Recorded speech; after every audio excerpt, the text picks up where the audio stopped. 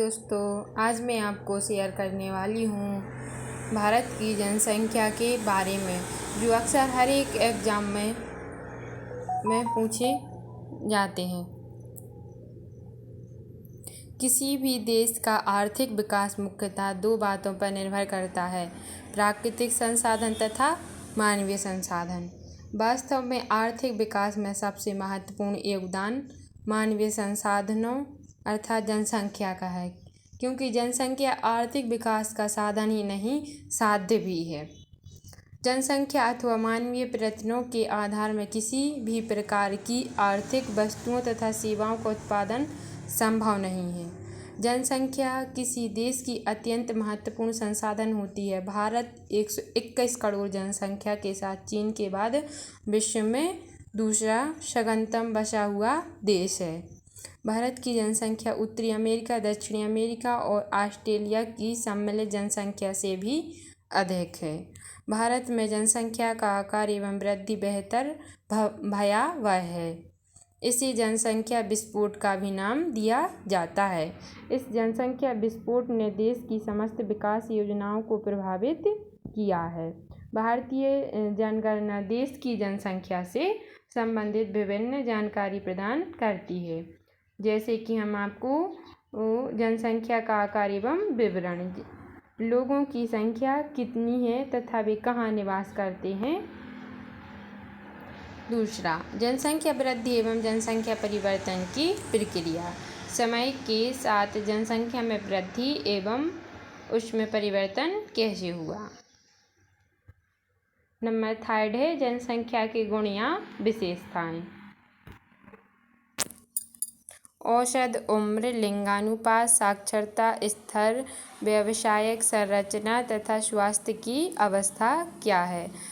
भारत में जनसंख्या वृद्धि की प्रवृत्ति जो कि इस प्रकार दर्शाई गई है। नंबर 1, सामान्य वृद्धि 1881-91 से 1921 ईस्वी तक की सामान्य वृद्धि के बारे में हम बताने वाली हूँ। आगे वीडियो के माध्यम से आप देखते रहिए और वीडियो को लाइक और सब्सक्राइब जरूर कीजिए।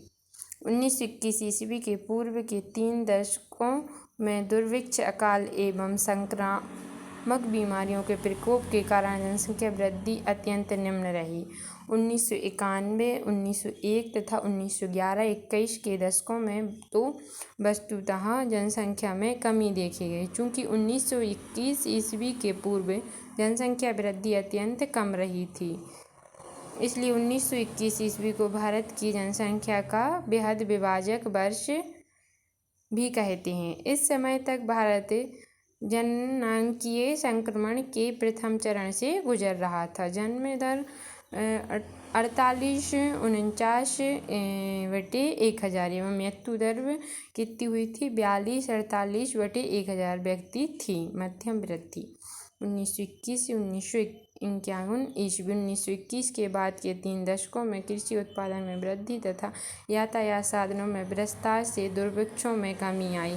चिकित्सा सुविधा में सुधार से संक्रामक रोगों की रोकथाम की गई। फलस्वरूप 1951 ईस्वी में जन्म दर लगभग 40/1000 व्यक्ति तथा मृत्यु दर कितनी हो गई थी? 27.4 डिवीज़न 1000 व्यक्ति तक आ गई थी। भारत की जनसंख्या तथा उसकी मृत्यु दर कितनी थी? 1901 और 2011 की जनगणना के अनुसार। जनगणना वर्ष जनसंख्या 1901 में थी 1911, 21, 31, 41, 51, 61, 71, 81, 99, 2001, 2011 दशकीय वृद्धि प्रतिशत में थी। देखिए वीडियो के माध्यम से ग्रामीण जनसंख्या और शहरी जनसंख्या, साक्षरता दर, लिंगानुपात सब देशों का था 962-964। आइए हम आपको और भारत जनसंख्या वृद्धि के चरण के बारे में, जो एक ग्राफ के द्वारा वीडियो में दर्शाया गया है। पहला चरण, द्वितीय चरण, तृतीय, 4th चरण। फिर उसके बाद तीव्र वृद्धि कब हुई थी? 1951 से 2011 के बीच में। 2011 में फिर जनगणना की गई थी। यदि 1921 ईस्वी को भारत की जनसंख्या का बेहद विभाजक वर्ष कहा जाता तो वही 1951 ईस्वी को जनसंख्या में भारी वृद्धि के प्रारंभिक वर्ष की संज्ञा दी जा सकती है। इसके बाद जनसंख्या की वृद्धि दर व निव्वल वृद्धि आश्चर्यजनक रूप से काफ़ी अधिक रही है। 1991 ईस्वी जन्म दर 30,5,1000, मृत्यु दर 10,2,1000 के बाद भारत जनांकी संक्रमण की तीसरी अवस्था में प्रकोप कर गया है। यद्यपि 1991, 2001 एवं 2011 के दशकों में प्राकृतिक वृद्धि दर में गिरावट आई है, परंतु जनसंख्या आधार बड़ा होने के कारण निव्वल जनसंख्या वृद्धि लगभग 18 करोड़ ही रही है। वर्तमान समय में जन्म दर 21,4/1000 व्यक्ति एवं मृत्यु दर 7/1000 व्यक्ति है। इस प्रकार अभी भी जनसंख्या वृद्धि की गति तेज है। भारत में तीव्र जनसंख्या वृद्धि के कारण अकाल पर नियंत्रण, क्योंकि पंचवर्षीय योजना में कृषि व औद्योगिक उत्पादन बढ़ा। चिकित्सा में सुधार के कारण मृत्यु में कमी आई। जन्म दर अधिक होना, जो कि सामाजिक आर्थिक कारकों, सांस्कृतिक पिछड़ापन, गर्म जलवायु का परिणाम रहा है। औसत आयु अर्थात जीवन प्रत्याशा में वृद्धि। भारत में जनांकीय संक्रमण। भारत जनांकीय संक्रमण के 4 विस्तृत चरणों में से 2 चरण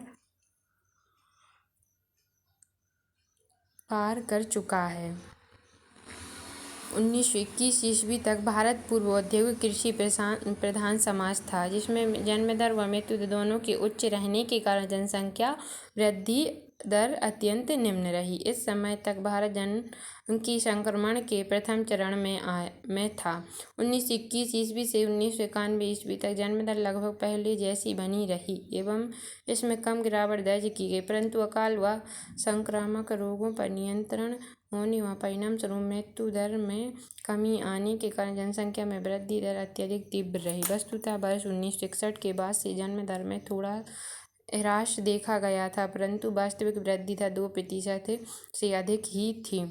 वर्ष 1991 के बाद पहली बार वास्तविक जनसंख्या वृद्धि दर 2% से कम हुई है। 1991 ईस्वी के बाद भारत जनांकीय संक्रमण के तीसरे चरण में प्रवेश कर चुका है एवं अब प्राकृतिक वृद्धि दर में गिरावट की प्रवृत्ति शुरू हो गई है।